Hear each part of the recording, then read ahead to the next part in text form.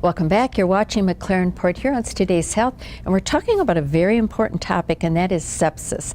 And we're talking about that with board-certified infectious disease specialist, Dr. John Brooks.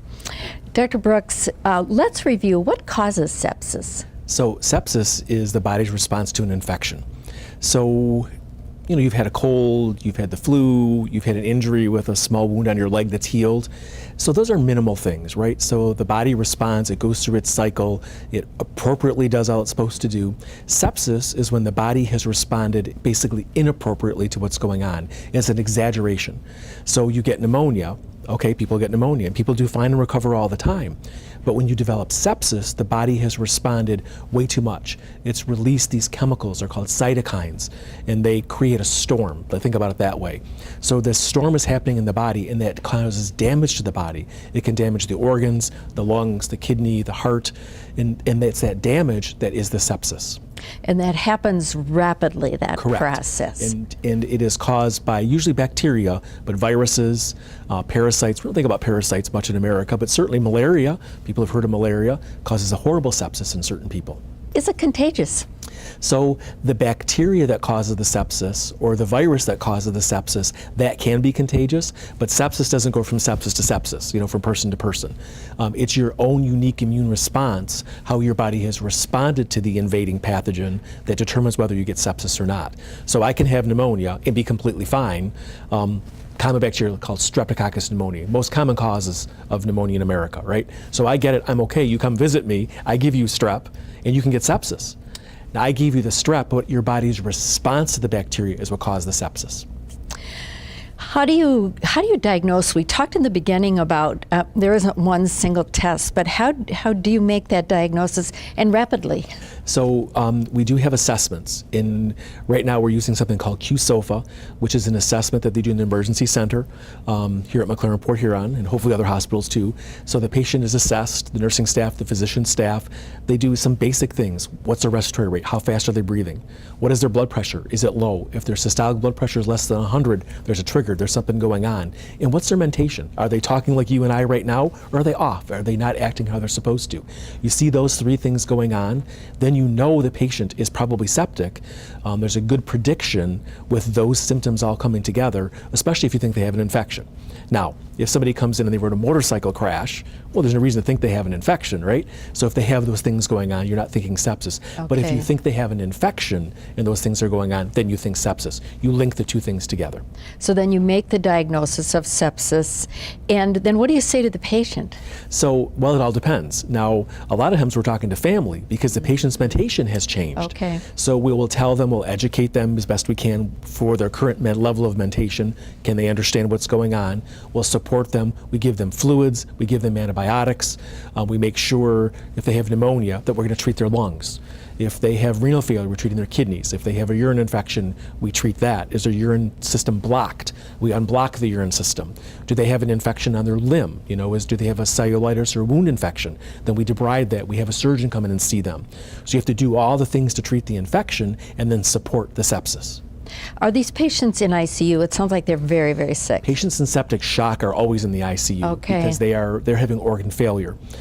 Patients that are having sepsis, which we call standard sepsis, they can be on the general medical floor because the nursing staff is more than capable of taking care of them. They'll get antibiotics and fluids and then care. But if they progress, if their sepsis worsens and they go to septic shock, then they need the intensive care unit. It sounds like these patients are monitored really, really closely. Absolutely. Because it can change so fast. Yes. Can you recover from sepsis? Thank God, yes, and many people do. In recovery, in most people, is a good recovery, but there are certain people, if they have severe sepsis or septic shock, they have organ dysfunction. So their lungs can be damaged, their kidneys can be damaged, their heart can be damaged, and they will have ongoing damage from their septic shock. So they can definitely do that. And regretfully, many people die of septic shock. Can you prevent sepsis? So what we try to do with prevention of sepsis is there's some basic things you can do. If you're an American and you're over 65, get your pneumonia shot, get your flu vaccine, because if you do some basic vaccines, it'll prevent the common causes of things. And the other thing is just be aware of your body. If there's a change in your urine system, right? If all of a sudden it's hurting when you're urinating, that's not normal. Talk to your doc, because that urine infection can progress on and they become urosepsis or sepsis from the urinary system and then septic shock. We see that pretty commonly. So basically try to keep yourself well. Correct. If you get sick, pay attention. Correct. Seek therapy quickly. Seek therapy quickly. You are the physician lead of the Sepsis Excellence Team at McLaren Port Huron. Can you tell me about that team, what the purpose of the team is? So first of all, it's dynamic and it's very, very exciting. So it's multidisciplinary. So what that means is that there's a person like me, an infectious disease physician. We have an emergency room physician. We have a critical care physician. We have family practice, and we have hospitalists, and that's the physician team. We have representatives from the emergency room, from the nursing, the medical ICU, the nursing, the medical floors, nursing. We have quality counsel. So we have a quality team at the hospital that help us with how we do quality programs at the hospital. They are there. So we have a large group of people with multiple backgrounds that get together, and we look at our sepsis cases. And we look and say, so Mrs. Jones came in and was sick. What do we do right? And then we look and say, okay, well, what didn't go well? And how can we learn from that? Because one of the things about anything is that how do you do better what you're doing? And so that's our process. And then we educate so that across the hospital, doesn't matter what floor, what unit, what place the patient is at, they'll have access to our sepsis protocols so that people are treated the same way rapidly. They're assessed well, they're assessed rapidly.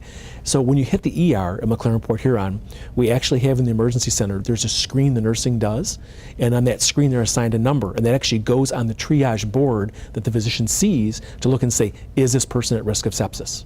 So that's part of the activities that you do. How long has this team been active?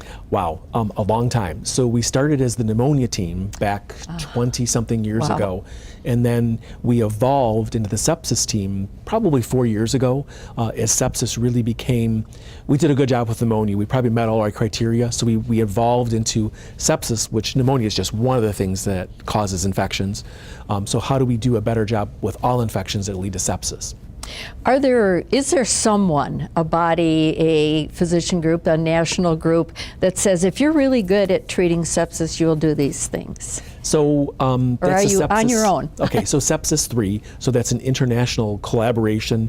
United States and multiple European countries, Canada, are part of it, and they get together, they're scientists, they're physicians, and look and see how do we assess sepsis and what is the best way to treat sepsis. So we get a lot of guidelines of what to do, and we talked about QSOFA, so that's the ability to assess the patient rapidly when they walk in the door to look and say, are they at risk for sepsis? So the minute they walk in, we have the ability to look at them and then continue to do that along the way to make sure, because you can be in the hospital on day 3 and develop sepsis.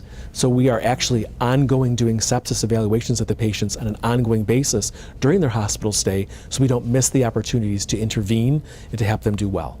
Well, you're measuring all of this. How are you doing? Are you happy with the progress you're making? So to put it in some terms, so anything progresses. So when we started the sepsis team, our outcomes were not what we would have thought were ideal. So the sepsis team got together, and in a relatively short period of time, Mary Poole, who was our quality liaison, got invited to Washington, D.C. to talk to them about our improvement because we did so well in such a short period of time. That's amazing. So it's a challenge, but it's very doable when you have a committed team. And we were very blessed at McLaren Port Huron with a committed team. Great information, and it's always very hopeful to know that this is in place so you'll get great care if you find yourself in this situation. Do you have any closing comments? So one of the things is, as an adult, is please get your vaccines, because many infections that we get are vaccine preventable. And if you get your pneumonia vaccine and your flu shot, they can prevent sepsis because you don't get the infection. And if you do become ill, seek care rapidly. Thank you so much for joining us. Thanks, Barb. Stay with us, and we'll be right back with more information.